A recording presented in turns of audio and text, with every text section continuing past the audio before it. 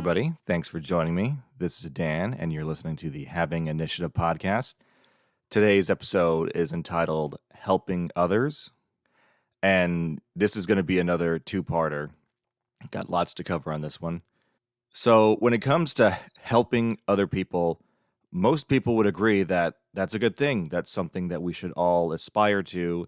The world would be a better place if we all helped each other, that kind of thing. It gives you purpose, meaning, or it just gives you a warm feeling in your heart, something like that. Most people say it's a good thing. But like with every topic I bring up here, I think there's a lot more to unpack. And at times, that simple notion, helping people is a good thing, we should do it, is being abused and sometimes used as a means of coercion in others. And if it's something good, then you shouldn't be coercing people with it. We are swarmed with good intentions these days, but that doesn't always yield positive results. And the defensive stance taken when that is pointed out is, well, this is a good thing. So we need to dive a little deeper. So the subjects for today are, who is it about, and what do they really need? And so let's just hop right into it. Okay, so who is it about? There is a TV show called It's Always Sunny in Philadelphia. And the description of the show is, I think, 4 or 5 narcissistic friends are running a bar and getting into hijinks, something like that. But it's about 5 narcissistic friends. And I think the clinical definition of narcissism is someone that can't comprehend anything unless it pertains to them somehow. It is literally all about them. And we throw that word around a lot about when we were talking about how people are self-centered and selfish. So just something to bear in mind. Now, on that show, the people are just the worst. They are really awful people, and it's hard to watch sometimes. But they occasionally, 1 or 2 of them, instead of doing something for their benefit, it seems that they are like, oh, that person is having a problem. We should help them. This is the right thing to do. And so when I was first watching, I was like, okay, maybe they aren't that bad. Maybe there's more to them, and maybe they do have a side of them that, can consider others. But as the episode would go on, it would become clear that them helping other people wasn't about the benefit of others. It was always about themselves. It was about what a good person they were, or how smart they were, or how this was what made sense and no one else was doing it, so everyone else was an idiot, unlike me. Them helping other people was about their own righteousness and their own correct assessment of the situation. And oftentimes they would ruin the lives of the people they were helping. Again, this is where it comes into, it's hard to watch them at times. So that's an example of where people seemingly were caring about others and trying to help them, but it was really about themselves and not about the person they were helping. And they normally didn't help the person they were helping. So that brings me to activists. Now, the term, I need to define this all very clearly. So activists, most people, when they hear it, they associate with the term of someone who is acting on behalf of others or the benefit of others, advocating. That's a word that often comes up. And with a definition like that, oftentimes it comes with, sentiments that are benevolent. This person isn't working for profit. They're normally volunteering or not getting paid, and it's for the benefit of others. So they are a good person. The title of activist is almost a noble designation. And something I've noticed is that with all of that positive connotation, a lot of self-declared activists do so with a big sense of pride. And a lot of them, since they have awarded themselves that title of, benevolent and selfless, they seem to lay claim to a certain moral superiority as they pursue whatever they're doing. And so, before I go any deeper, I want to elaborate that if someone calls themselves an activist, I do not feel positive or negative one way or another. A lot of people see that as a positive term. Oh, you're an activist, you're a good person. I don't inherently see that. A lot of people are, oh, you're an activist, you must be an annoying person nagging on others. I don't see that either. That title itself means nothing. I will pay attention to you and see what you're really up to, and then I'll decide whether or not you deserve praise or condemnation. So here are a couple of examples of, again, activists claim to be acting for others, but kind of like what I mentioned with It's Always Sunny, how their actions can either hurt the person they're trying to help, or maybe they helped someone, but they had a greater net loss. So here's a couple of stories. One, in America in the early 1900s, maybe late 1800s, I forget the exact time, about the time of the movie The Newsies, children like under, preteen and teenagers, of course, were doing some really dangerous jobs. Working in meat packing plants and industrial areas, and oftentimes they would get maimed or even killed during the course of these jobs, and they were really dangerous. But that was life, Adults also did that, but with the adult side, there were labor unions that kind of resolved this issue. But before, these times, kids were involved in these jobs, and so a lot of people who were kind of upper middle class got wind of the conditions, and they were horrified. Now, back then, upper middle class, I mean, you may have been better off than working in a factory, but you were still subject to, all kinds of diseases, and you probably had you were a lot more physically active than an upper middle class person today was. But they saw these conditions and they said, you know what, we should do something about that. It's not right that these children are in these awful conditions and getting maimed and killed. So a lot of their actions led to getting attention to these situations and then eventually getting child labor laws passed. And so most people would say that's a good thing. We shouldn't have, 8-year-olds working in industrial machinery and having bad things happen to them. Now, so most would say that was a good thing that they did, and that they should be, get some sort of recognition for their actions in bringing that to an end. Now, again, most of the kids working in these factories were poor, and sometimes, they had families that they belonged to, and they were poor too. And now, because of the child labor laws, the kids can't work and can't earn money. So the family went to, like, say, mom and dad, and then 5 or so kids. 7 people were bringing in some kind of income. Now only 2 are. And the parents didn't get a pay raise because of child labor laws. So there was a trade-off. And I'm not for child labor. But I'm saying in this situation, the people they were trying to help, the poor kids, got poorer. They weren't in dangerous jobs anymore, but now they were starving even more than they probably were before. There was a trade-off to that benevolent action.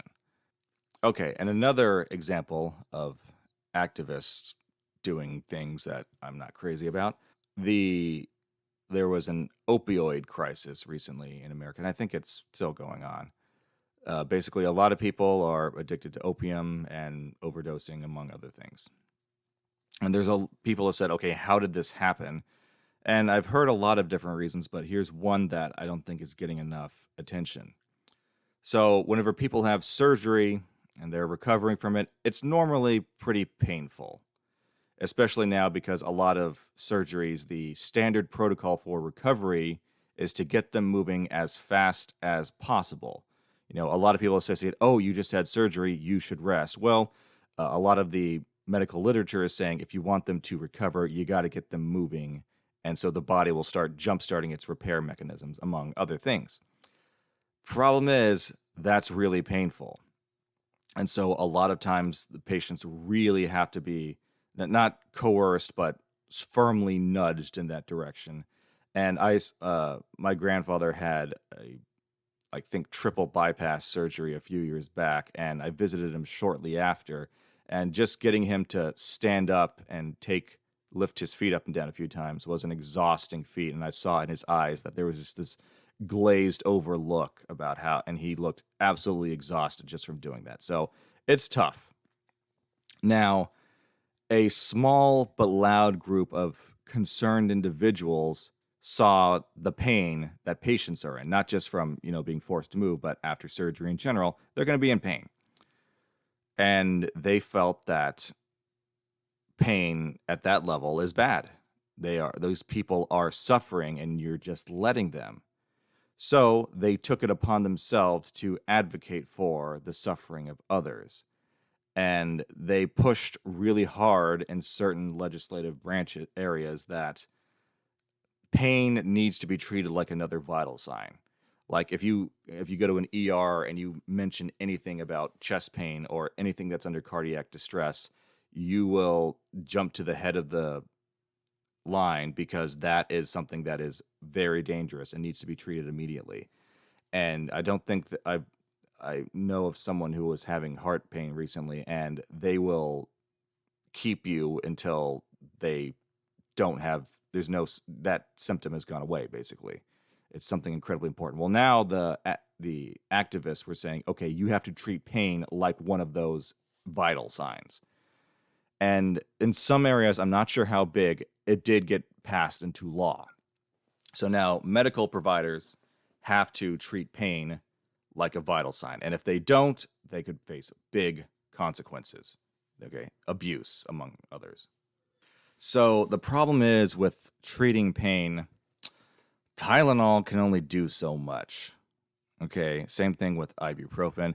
And then the heavier stuff, well, what about morphine? Morphine has a lot of nasty side effects that they have to be very careful about how much they give you. But they got to treat this pain, and they got to make the pain go away. Because it's not just a matter of following the law. There's a moral standard. That's what the activists were arguing when they pushed for that legislation. So doctors turned to drugs that were classified as opiates, and they could get the job done, and they could be I don't want to state what they could be used for, but basically they could be used more readily than morphine or the heavy duty ones were. Now, the opiates got the job done, but people got addicted to them. And when I say opiates, these were medical drugs that were opiates. They didn't, just grab a bunch of poppies. The people who were taking them, the patients, started to get addictive because opiates are. And so that was a big contributing factor to the opioid crisis, was people that were going through something, were prescribed heavy opiate medication to solve the pain because they were required to, and now they got an addiction and they kept seeking it out afterwards.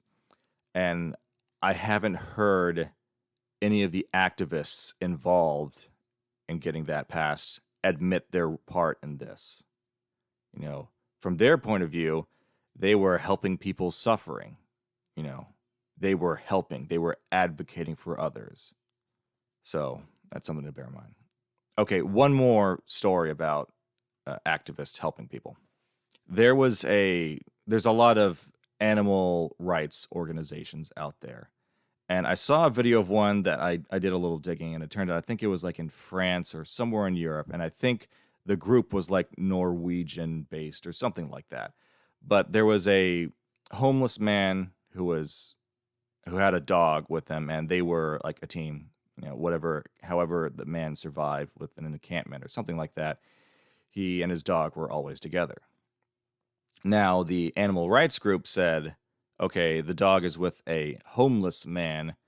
A homeless man probably can't take care of him give him nourishment that dog deserves.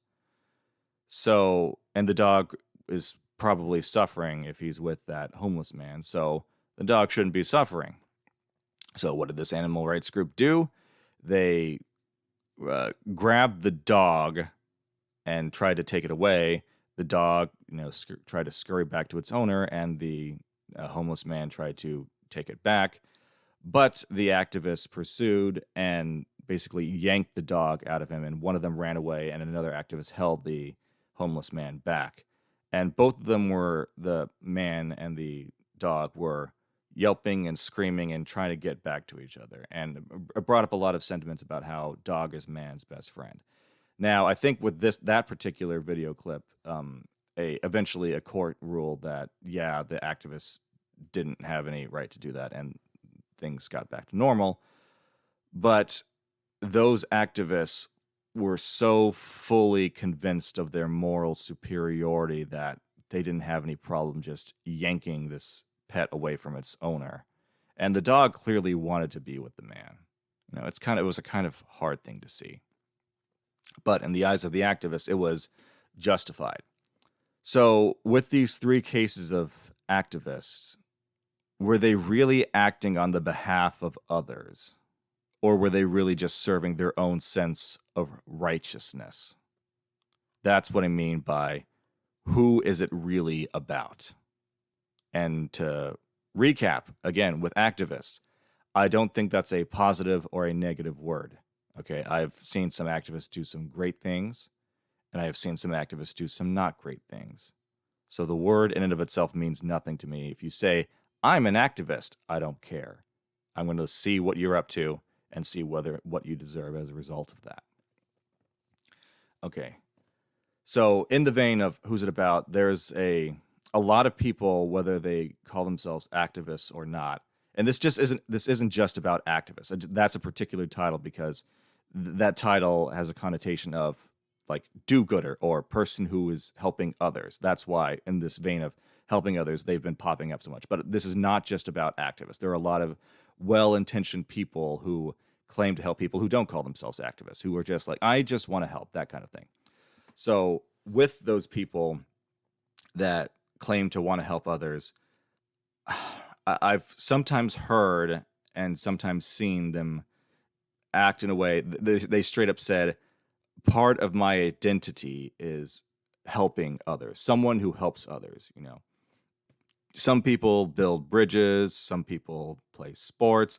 I help people. That's who I am. And oftentimes they will lump in, I've said it a lot this season, but I am an empathetic person, and that's the motivation that's my superpower, is seeing the needs of others and helping them. And kind of like what I've mentioned with the activists, is this about others or is it really about you? Especially because you say this is part of my identity. Okay, there was a TV show that I was watching recently. I hated it, but it's a medical show, and so there's various surgeons and whatnot. But one of the main characters is a psychiatrist, and it's painful to listen to the writing because he's always the one that is most in tune with the emotional state of others and always telling other people, well, you should see it their way, kind of thing. And I blame the writing. It's not, it's, yeah, sorry, I'm getting off topic. And he's always painfully helpful to others. He's always doing something good. And like he said several times, well, my job is to advocate for the well-being of the patient. Okay, and he's the empathetic one that knows more than others in the show. And again, this is a TV show. This is something that is entirely manufactured. So all of the positive aspects of what he is doing, that's not necessarily real. Just something to bear in mind. Again, the script can be constructed in a way that he is always right. And that's my beef with that character, is that he is always the, moral superiority. He's never really wrong when it comes to patients. And he's always volunteering and always sacrificing for the greater good of others. He's a good guy. And again, when I briefly saw the show, there was nothing wrong with him. But he was married, and eventually there was an episode where he was in couples therapy because all of that volunteering and sacrificing was causing issues in their relationship. And the therapist asked him, he's like, okay, you're always helping people. What would happen to you if you couldn't help other people, or you had to stop that for a while? And basically he said, helping people is who I am. And he felt that if I couldn't be good or help other people, then there was nothing, my life would be meaningless, kind of. So that episode, and that episode is kind of a flash in the pan, but that illustrated my point about, was it really goodness that he was after with helping people, or was it that itch that he had that, okay, I need to help other people, otherwise my life is meaningless. Okay, all of that benevolent stuff. And as I say that, I need to say I am all for helping people. But again, this episode is about how I'm seeing a lot of problems with that notion. Oh, helping people is good. We should help people. No questions asked. So to wrap up this point about who is it really about, make sure that you're helping someone else and not, I mean, it's not about you on some level. I mean, it can be. I mean, of course you can get warm and fuzzy feelings, and of course helping someone else can in some way be related to you, but make sure that you aren't the main focus, or it's not really about you, it's about someone else. And that's tricky. So just something to bear in mind. So another aspect of helping people that I wanted to talk about is, what do they really need? So right off the bat, we've all familiar with the term wants versus needs. Now, we're all familiar with that, but it seemed that a lot of well-intentioned people mix the two up. So when people are in distress, they may be asking for help. And naturally, we want to make them feel better, and so we want to give them what they're asking for. And oftentimes it's straightforward. If someone's, dehydrated, they're thirsty, give them water. That's painfully obvious. But sometimes it's not so simple as it's what they, if they're in distress and they're asking for help, what they're asking for isn't something they need, like water. It's something they want in some way. And I'm not talking material things like, I want the, Red Rider action. They want something that could be immaterial that they think will be of benefit to them. And so the question is what they want what will really help them? And a quick example is, if you have a fever, your temperature is elevated and you feel hot. Now, a consequence of you being hot is that a room temperature room will probably start to feel cold when it normally wouldn't. And if you have a bad fever, it'll feel really cold and you'll shiver. And this is an awful feeling, but it's that debate of like, okay, I feel hot, but the shivering oftentimes becomes the thing that you focus on the most. And so you want to get a blanket to get warm. Now, again, you're already hot. So if you get a blanket to trap your body heat on you, you're going to get hotter, and that could overheat you. And in a medical situation, that could be very bad. So, and that's similar to other people when you want to help them. Okay, they may know what is best for them, but sometimes they don't know what's best for them, and they could be wrong. And I'm talking about more about an imminent situation, not, worldview kind of thing, although that is a fair criticism. You have to have your own judgment of a situation with your own experience. Okay. And when it comes to helping that person, is what they want a bandage on the situation, or are you really addressing the issue? And with some situations, yes, a bandage on the situation may be all that's needed for a while. But in the case of like a drug addiction, that's where things get sticky. And then in terms of what they really need, the problem they're having sometimes could be their own fault and they need to change. And while their situation could be unfortunate, you're not judging them as like, you're a terrible person. You brought this on yourself. That's not what you're going after. But nevertheless, their misfortune is their own fault. And so if you really want to help them, the best thing could be to get them to change. But if they're not willing to do that, then that's where we start having issues in terms of, why don't you just help me? It's like, well, what you're asking for in terms of help isn't really helping you. Or it may help you for 5 minutes, but then you'll be asking for help again. So another aspect of what do they really need, it comes into, sometimes they need to overcome something or they need to learn something. and helping them along that process might be the best way to help them. Uh, there is a video game called Star Wars Knights of the Old Republic 2: The Sith Lords. Yeah, that's a long title, I know. But it's very much the theme of that is light side versus dark side, and basically arguing against the quote unquote extremes of both. Now, some of the things they go into were a bit simplistic, but here's one that popped up. So there's a situation where you're in a area full of a bunch of refugees, and someone walks up and is like, "Hey, can I have 5 credits?" And the light side response is, "Sure, here you go," and give them money. Or the dark side is like, "Get out of here, don't bother me." Now, I normally play light side on that, the good guy. But there's a character there who is all about the kind of moral gray area and is basically arguing against the extremes of, good and evil. They make the argument that just giving money away may cause more harm in the end. And it shows a little montage of that guy who got the money, like kind of going to his friends. Someone doesn't like that, and he gets attacked and robbed. And the character is commenting on how giving someone something they haven't earned can cause envy. And it also robbed them of the chance to overcome their current challenges and grow. And that's what that character argues with everything. He's like, okay, let people struggle because it gives them the chance to grow. Although the caveat to that is that a lot of people would die if they didn't get help. And so being a good guy and just helping everyone in that game, kind of a character argues against that for various reasons. So it's like the philosophy of teach a man to fish and you feed him for a day. If you give him a fish, then you've fed him for 5 minutes.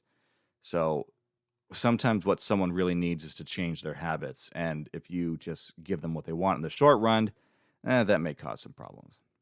And a quick note is that I teach part-time, and I always have a debate with whether it's in a lecture with a class where we have a limited amount of time, or if I'm working on someone one-on-one, I don't want to sit there for a whole hour, like kind of nudging them, because I don't want to just give them the answer unless it's, with nuance. But there's concepts they need to understand, and so I can explain it good, but sometimes I will test them on there, and I won't just, if I see them struggling a little bit, I may nudge them a little bit instead of just giving them the answer immediately. And it's tricky because there's always time is an issue. So sometimes I can't do the full process of what I want to do, but just giving them the answer, yeah, it'll, help them pass the assignment or whatever. But if they don't understand the why of that answer, then it won't help them when they go into the field that they're trying to get into. Okay. I have to make sure that they understand and give them a chance to problem solve, because that is the key skill in the field that we're going into. That's what they really need. And so, yes, they may feel like I need to pass this test. That's what I need. I, as the instructor and someone who has experience in the field, say what you really need is to understand these topics, and specifically this right here is I need you to understand this curriculum, but specifically these concepts are the ones that are most important, and they're going to go with you for a while, and they're not going away. So if you don't understand them, just giving you the answer to pass the assignment isn't actually helping you. That's not what you need. So if you made it this far, thank you for listening. We've got another episode about helping people coming up. But for now, it's time for a little bit of housekeeping. Thank you, everybody.